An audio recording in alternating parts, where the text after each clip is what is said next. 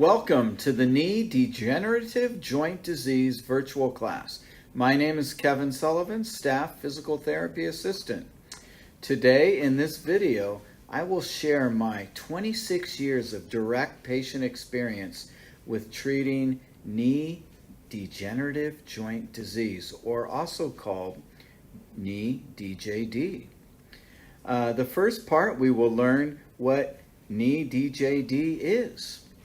Second part, we will learn practical strategies to help protect your knees.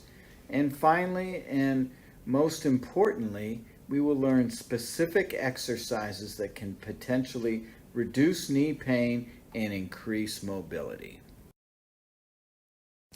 Incidence. Osteoarthritis of the knee is the most common joint disorder in the United States, affecting over 12 million adults over the age of 65, which is about 1/3 of adults. Also, women are more likely to develop knee arthritis than men. And arthritis in general is described as a category of conditions that bring inflammation and pain to joints. What might knee arthritis feel like? Pain generally develops gradually over time. It's usually not a sudden onset. It generally starts more subtly with a small ache that increases over time. Also, your knee can be stiff or swollen. There can also be difficulty in bending or straightening of your knee. Pain can also be weather related and gets worse in the cold or rain. Now, let us review the knee anatomy. The knee is known as a hinge joint. The major parts of the knee are the top bone or the thigh bone called the femur, the bottom bone, the tibia or also called the shin bone, and then the kneecap right in the middle, also called the patella. In between the top bone and the bottom bone is what we call the meniscus. That's the cartilage in the middle. That acts as the shock absorber of the knee and is very important in the health of your knees. And then finally, we have the tendons and ligaments. And these surround the knee and help support the knee. Stages of knee osteoarthritis. DJD is classified into 4 stages. The first stage, grade 1, the x-rays are normal. There's no arthritis at all. It's a normal knee. Grade 2, minimal amounts of arthritis on the x-ray report. Grade 3, we change to moderate. This is where you start to see increased wear and tear in between the bones. And finally, the most severe, grade 4. And this is typically described as bone on bone. People will have significantly more pain with a grade 4 knee arthritis. But there is good news. Even with grade 4 DJD, you can still benefit from exercise and applying the principles described in this video today. Risk factors. Number 1, advanced age. As we get older, our risk factors increase. Number 2, sedentary lifestyle. Increased uses of technology has us sitting much more than we were before. Number 3, overuse or misuse of joints. Number 4, obesity. Here's an interesting stat. In the year 2000, 30% of Americans were considered obese. In the year 2021, currently, we've gone up to 40%. Now 40% of Americans are considered obese. And having extra weight can put more pressure on your joints. Number 5, metabolic or endocrine abnormalities. What to do for knee pain.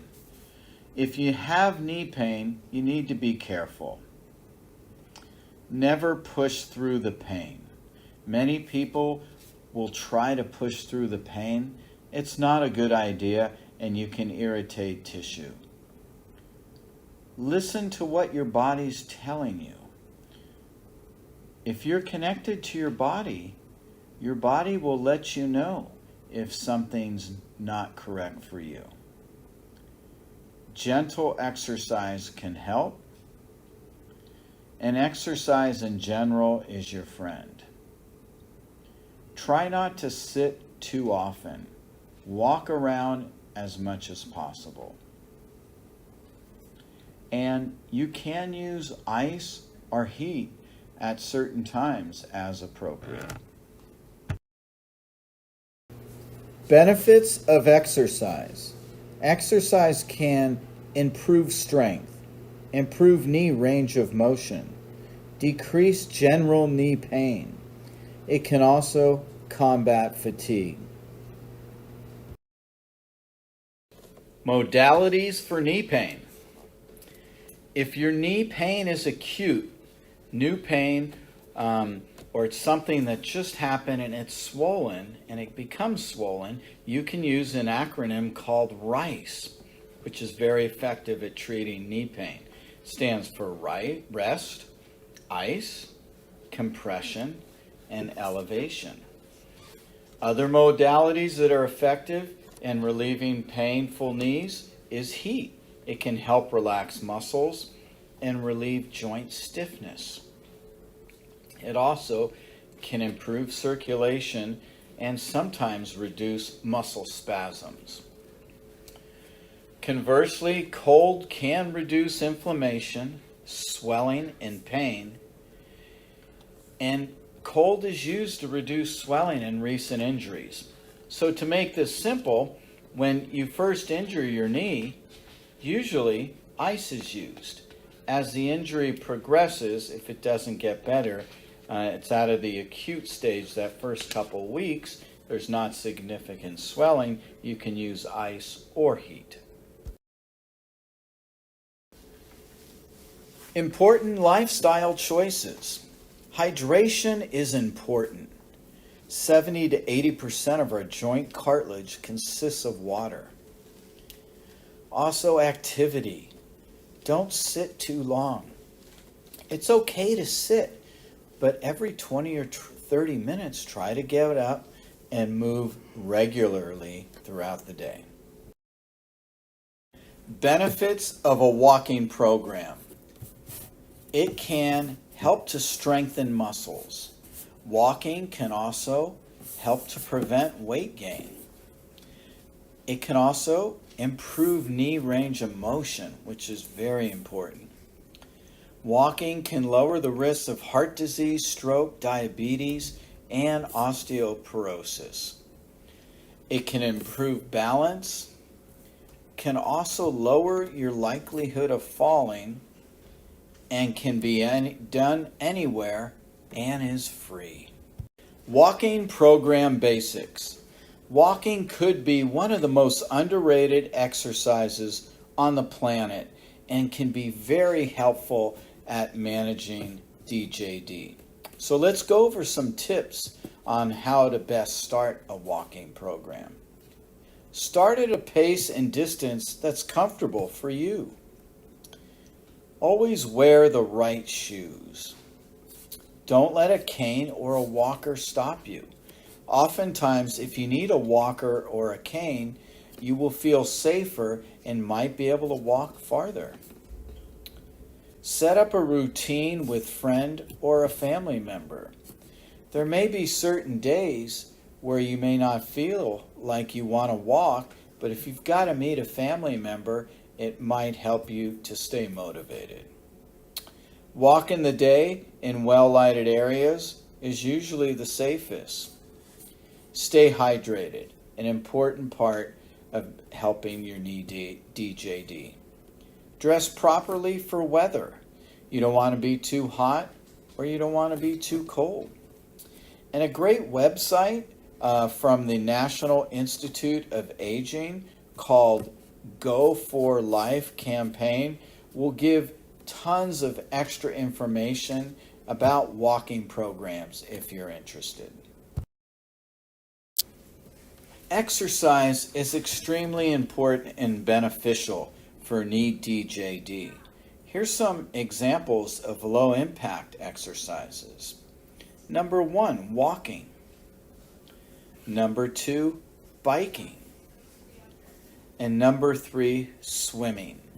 Many of my patients don't know how to swim, but what you can do is even go in a pool and try walking in the shallow area, and the buoyancy of the water can really help benefit the knee.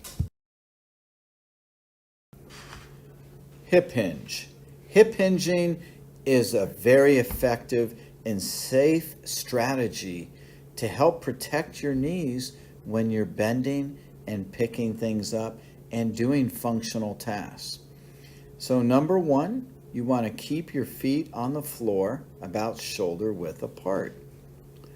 Knees should be apart, pointing outward, never pointing inward. You bend at the hips. You keep your back straight. Keep the focus in the hips, not the knees. Think about keeping your knees soft, not overloading your knees, and don't lock the knees, feeling the pressure more in your hips.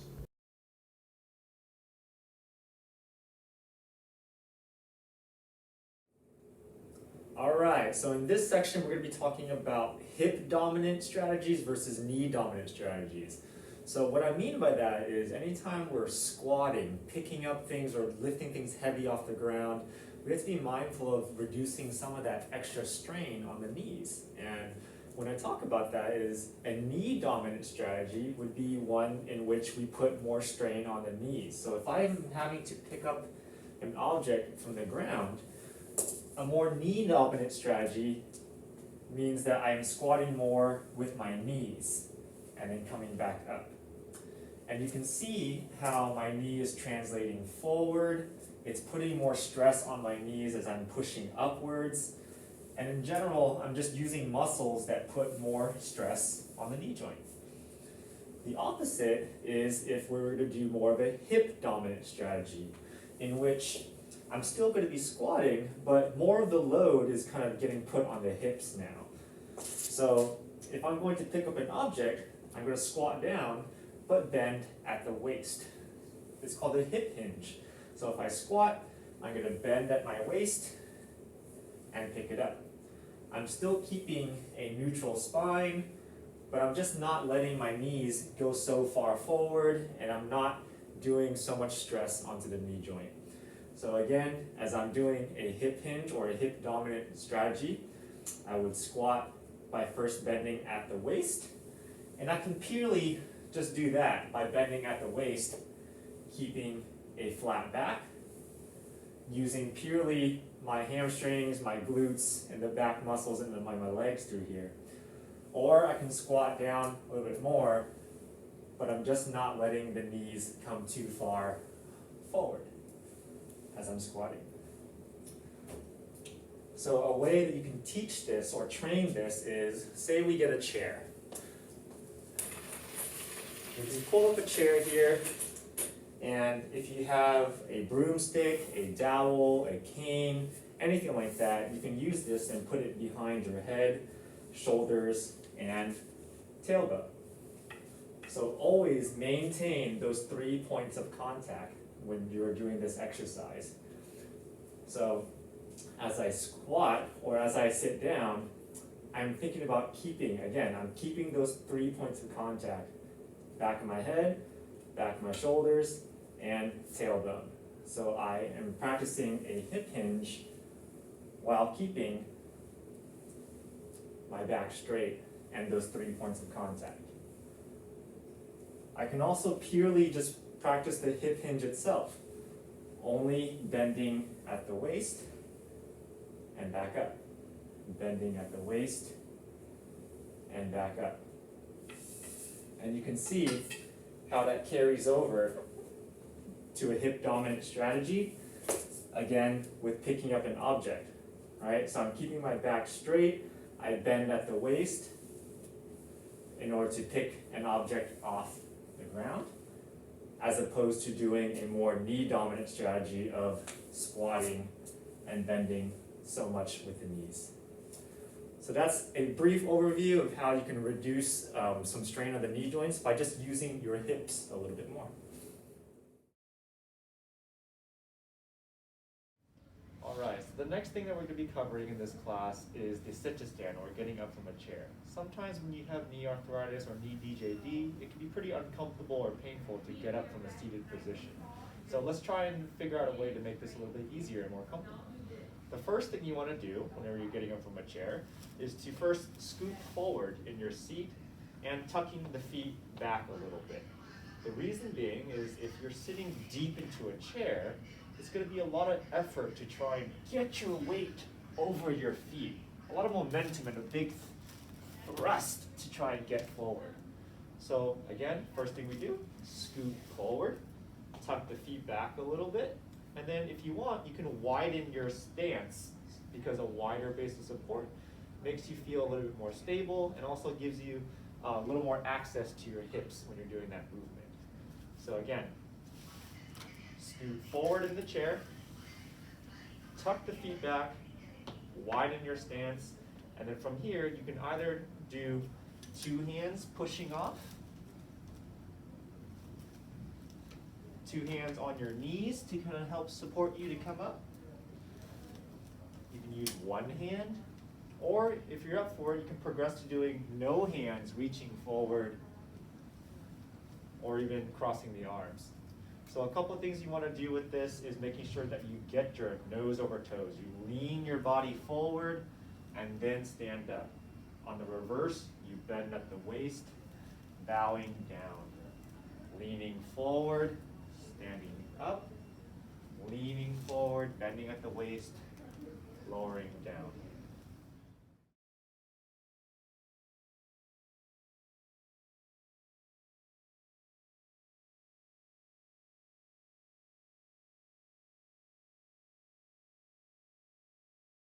We are now at the exercise portion of the knee DJD class. And this is my personal favorite part of the class because we're going to learn how to actually do the exercises that help protect the knee joint.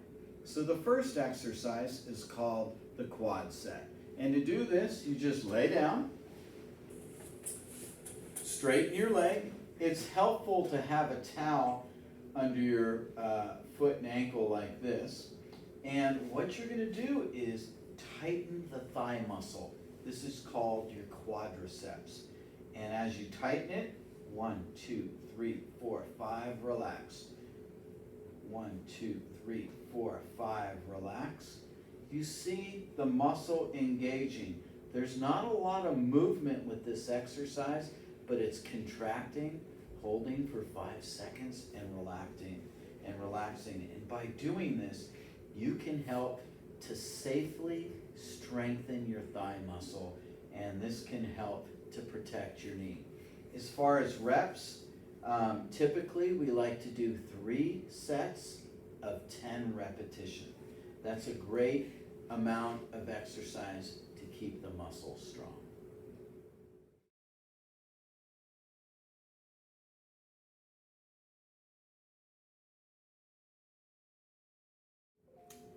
Our second exercise is called the heel slide. And to perform this properly, you would lay down on your back, keep your opposite leg bent, and what you're going to do is bend your knee up and down. A couple tips to make this the most effective exercise possible. When you're sliding your leg up, make sure the heel stays in contact with the surface. This will potentially decrease any amount of pain you feel as you're doing the exercise. Secondly, as you're sliding your leg up and down, you want to feel the muscle behind your knee working. That's the hamstring. This is the muscle that bends your knee, and it's really important to really try to engage that muscle as you're bending that knee up. It might also help to give you a little extra range of motion. And again, as far as reps and sets, we like to do 3 sets of 10 repetitions.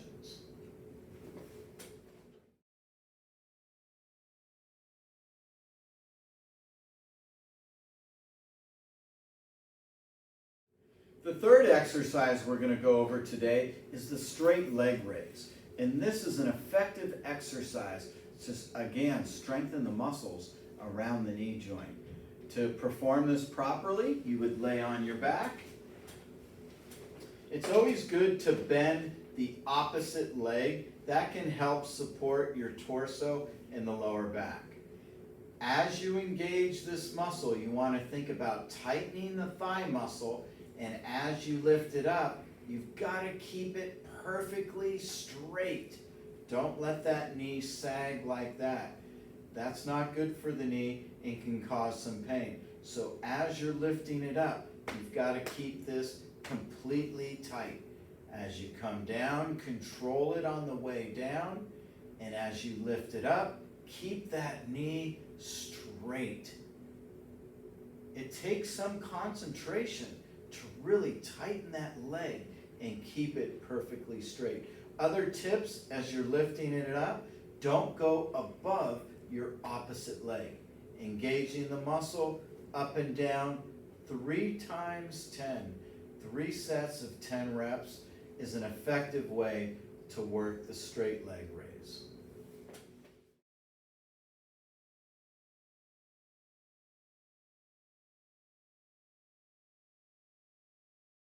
Okay, the fourth exercise is called the clamshell, and this is an effective exercise at strengthening the hip musculature.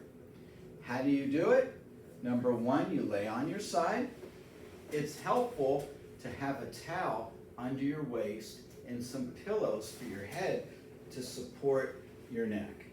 The other thing you need to think about is your hips and your shoulders should be stacked. That means they're lined up together. That's going to support your whole torso. Other things, your knees stay bent. Knees are touching and your feet are touching. And then you can also tighten your stomach, and all you do, lift the knee up, let it stay up for 5 seconds. 1, 2, 3, 4, 5, and slowly down. Lift the knee up again. 1, 2, 3, 4, 5, and relax. Lift it up again. As far as reps, you want to think about 3 times 10. That's a common theme and an excellent ratio of muscles and exercises to kind of strengthen this hip musculature. As you're doing this, you're going to feel these muscles in your hip working. And remember, these muscles in the hip are the bodyguard of the knee, and that can help to protect your knee.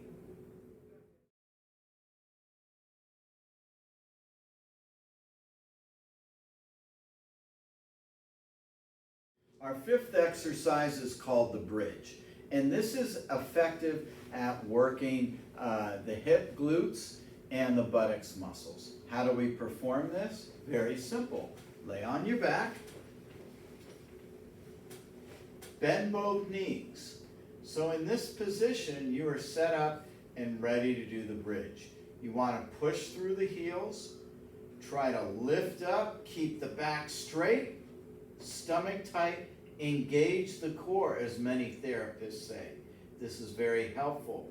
Hold this position for about 5 seconds, squeezing the buttock muscles, and slowly come down. Rest a second, and then back up. Engage the core, squeeze the buttock muscles. If you experience back pain, you can go a little lower and see if that will relieve it. You're still going to get the benefit of working the hip extension muscles. And then back down. As far as reps and sets, again, 3 sets of 10 is a common and effective way to strengthen these hip extensor muscles. And these can help with protecting your knee and helping you to mobilize and walk better.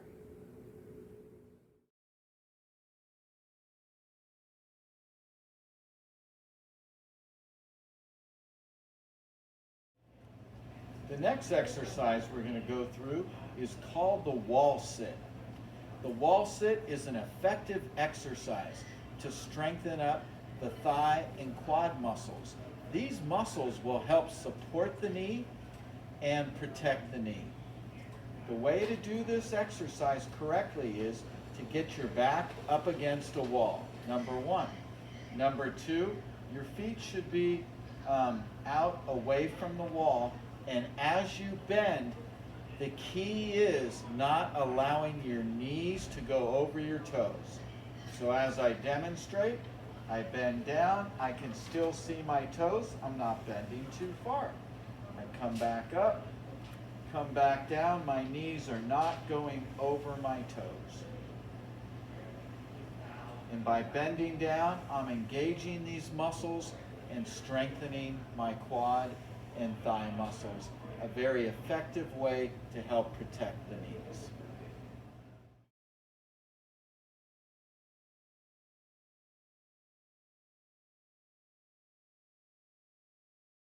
The next exercise is called the heel raise. This is a great way to strengthen the muscles below the knee, which can help with walking and functional tasks. The simple and easiest way to do this is to find a wall. It's free. Walls are free to hold on to, which is a great deal. Hold on to the wall, and as you're holding, lift the heels in the air straight up, and then come down. Lift the heels up and come down. Heels up and come down. You're strengthening your gastroc and soleus muscles, which are comprised of the calf muscles. These are excellent muscles to help support and protect the knees.